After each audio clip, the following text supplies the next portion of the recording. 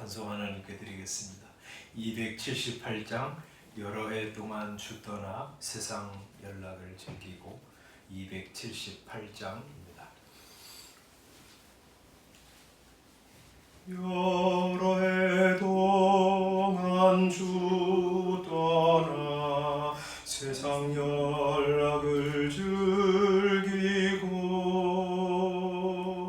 저 흉악한 죄에 빠져서 주 은혜를 잊었네. 오 사랑의 예수님, 내 맘을 건넵니다. 곧 들어와 나와 함께하며 내 생명이 되소서. 죄악에 죽을 인생을 심히 불쌍히 여기사 저 하늘의 영광 버리고 이 세상에 오셨네. 오 사랑의 예수님, 내 맘을 건넵니다. 곧 들어와 나와 함께하며 내 생명이 되소서. 공포를 입은 구주는 가시며 혈관 쓰시고 저 십자가 높이 달리사 그 아픔을 참았네. 오 사랑의 예수님, 내 맘을 건넵니다. 곧 들어와 나와 함께하며 내 생명이 되소서. 미련한 우리 인생은 주의 공로를 모르고 그 쓸쓸한 사막 가운데 늘 헤매고 다녔네. 오 사랑의 예수님, 내 맘을 건넵니다. 곧 들어와 나와 함께하며 내 생명이 되소서.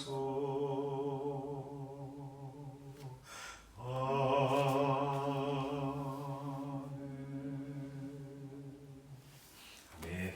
하나님 말씀 에스라 1장 말씀입니다.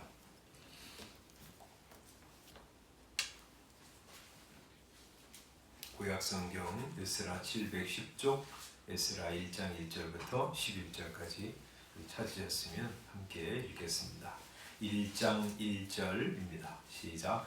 바사왕 고레스 원년에 여호와께서 예레미야의 입을 통하여 하신 말씀을 이루게 하시려고 바사왕 고레스의 마음을 감동시키심에 그가 온 나라에 공포도 하고 조서도 내려 이르되 바사왕 고레스는 말하노니 하늘의 하나님 여호와께서 세상 모든 나라를 내게 주셨고 나에게 명령하사 유다 예루살렘의 성전을 건축하라 하셨나니 이스라엘의 하나님은 참 신이시라.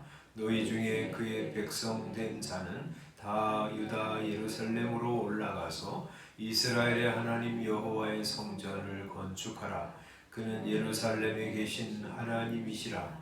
그 남아있는 백성이 어느 곳에 머물러 살든지 그곳 사람들이 마땅히 은과 금과 그 밖의 물건과 짐승으로 도와주고 그 외에도 예루살렘에 세울 하나님의 성전을 위하여 예물을 기쁘게 드릴지니라 하였더라. 이에 유다와 베냐민 족장들과 제사장들과 레위 사람들과 그 마음이 하나님께 감동을 받고 올라가서 예루살렘의 여호와의 성전을 건축하고자 하는 자가 다 일어나니 그 사면 사람들이 은그릇과 금과 물품들과 짐승과 보물로 돕고 그 외에도 예물을 기쁘게 드렸더라. 고레스 왕이 또 여호와의 성전 그릇을 꺼내니 이쪽에 느부갓네살이 예루살렘에서 옮겨다가 자기 신들의 신당에 두었던 것이라.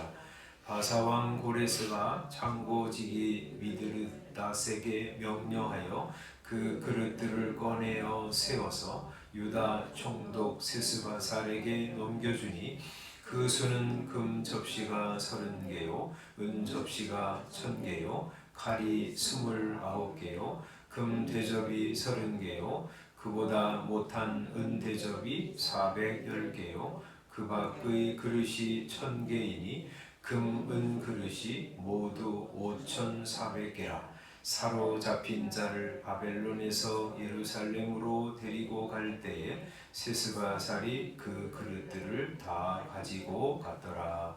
아멘. 오늘부터 우리는 에스라, 느헤미야, 에스더 세 장 이번 주간에 다 읽습니다. 에스라, 느헤미야, 에스더. 이제 에스라, 느헤미야는 이제 어떤 책이냐면 전에 이제 새벽기도 때도 말씀드렸는데 포로 바벨론 포로 되어 갔다가 이제 돌아와서 하나님의 성전을 짓고 또 성벽을 건설하고 거기에 이제 새로운 이제 하나님의 나라 다시 건설하는 그런 책입니다. 이제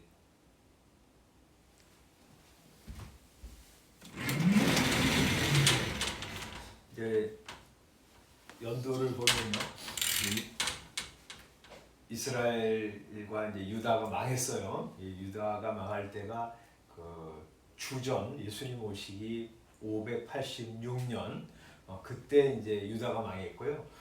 바벨론 이제 포로로 잡혀가지고 70년 동안 이제 거기서 노예 생활하다가 이제 바사 왕 고레스 이제 1장 1절에 보면 이 고레스라고 하는 왕이 이제 바벨론을 멸망시키고 메데 파사 페르시아죠. 그 두 나라가 이제 새로운 대제국을 이제 건설하면서 그 이제 이스라엘 북쪽에 있는 여러 이제 광대한 지역을 이제 통치하게 되었는데 그 원년에 이제 자기가 이 바벨론을 멸망시키고 새로운 대제국의 황제로 등극한 원년에 이제 이런 조서를 내렸습니다.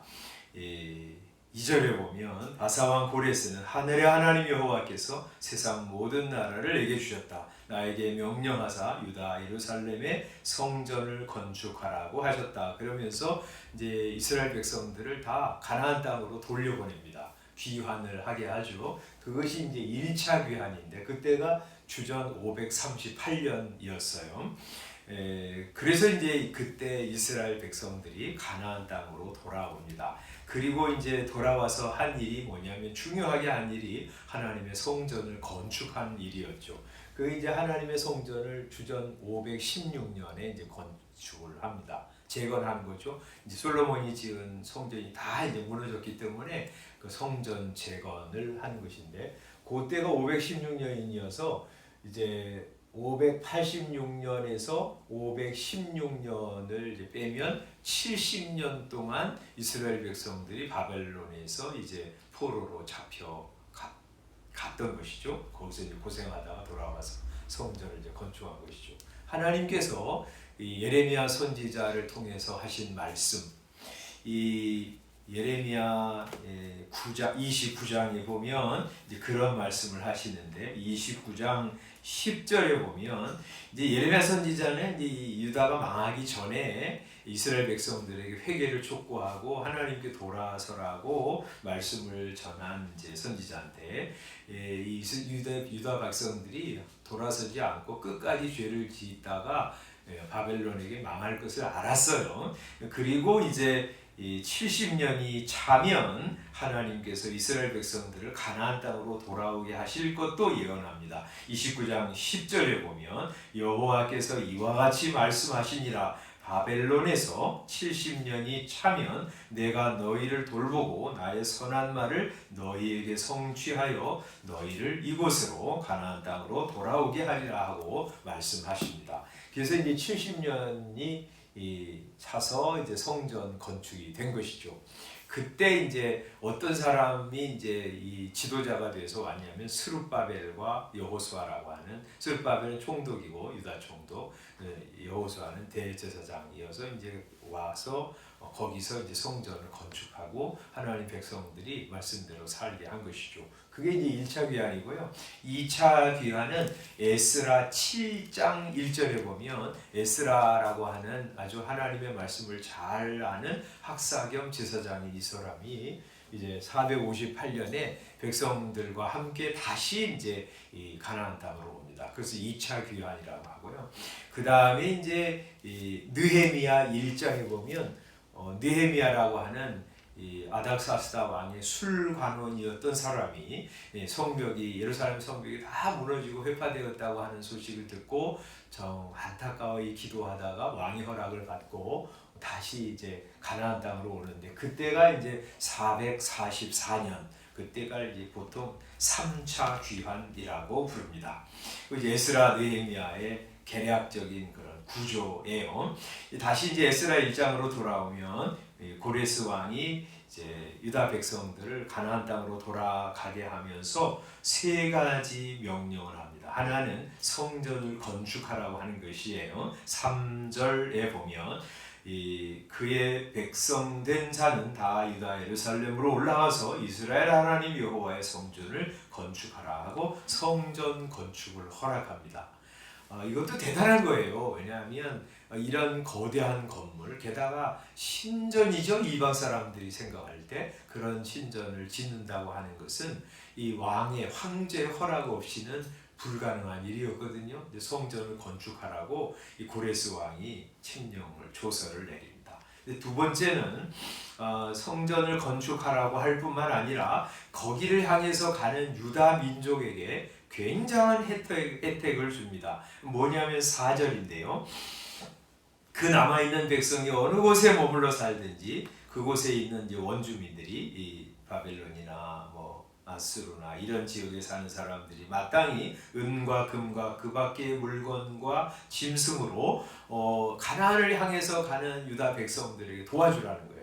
여기도 주고 뭐 가서 살 것도 이렇게 주라고 명령합니다. 뿐만 아니라 성전을 위하여 예물을 드리라. 이제 그 바벨론에 사는 그런 사람들한테 예루살렘에 성전을 세울 텐데 그 여호와 하나님 앞에 예물을 드릴 거 이스라엘 백성들에게 주어라 하면서 이제 혜택을 주죠. 그래서 이제 이 유다 백성들이 이제 올 때 6절에 보면 사면에 있는 사람들이 은그릇, 금, 물품, 짐승, 보물로 도와주고 그 외에도 하나님의 성전을 위해서 예물을 드린 사람들이 많았어요. 세 번째 뭘 또 혜택을 주냐면 이 예루살렘 성전이 파괴될 때 거기서 이제 느부갓네살 왕이 뭐 성전의 그릇, 기명 이런 것들도 다 가져왔거든요. 그것을 다 되돌려 주고 있습니다. 그래서 7절에 말하죠. 고레스 왕이 또 여호와의 성전 그릇을 꺼내니 이쪽에 느부갓네살 왕이 예루살렘에서 옮겨다가 자기 신들의 신당에 두었던 것이라. 그걸 다 이제 다 줍니다. 그래서 이제 성전을 지을 때 성전 건물을 짓고 또 그거 이제 그릇 뭐 기구들 만들려면 굉장히 뭐 시간도 많이 걸리고 돈도 많이 들고 사람도 많이 동원해야 되고 그러잖아요. 그런데 예전에 솔로몬의 성전에서 쓰던 그 그릇들 이거 다 그냥 가지고 왔기 때문에 성전만 지으면 제사장들이 거기서 제사 드리고 분향하고 이렇게 하는데 문제가 없었어요. 네 번째는 또 어떤 아주 관용적인 정책을 펴냐하면 6장 4절에 보면 말이죠. 이제 나중 이야기인데 우리 고레스의 칙령을 이제 발견하게 되었어요. 거기에 뭐라고 써 있냐면 4절에 큰 돌 3켜에 새 나무 1켜를 놓으라. 이제 성전을 이렇게 지으라고 명령하면서 뭐라 그래요? 4절에 그 경비는 다 왕실에서 내리라. 그렇게 말하고 있습니다. 그러니까 성전 건축에 필요한 경비 왕실에서 다 낼 테니까 너희는 가서 지기만 해. 그러는 거죠. 굉장한 혜택을 준 거죠. 고레스가. 근데 이런 이 성전 건축에 대한 귀환하고 성전 건축하고 거기 필요한 거 다 주고 그 다음에 기명들도 다 다시 가져가게 하고 가는데 필요한 경비도 다 여기 사면 사람들에게 주도록 허락하고 막 이런 아주 굉장히 마음 넓은 이제 조서를 내리게 된 이유가 말이죠. 1장 1절에 있어요.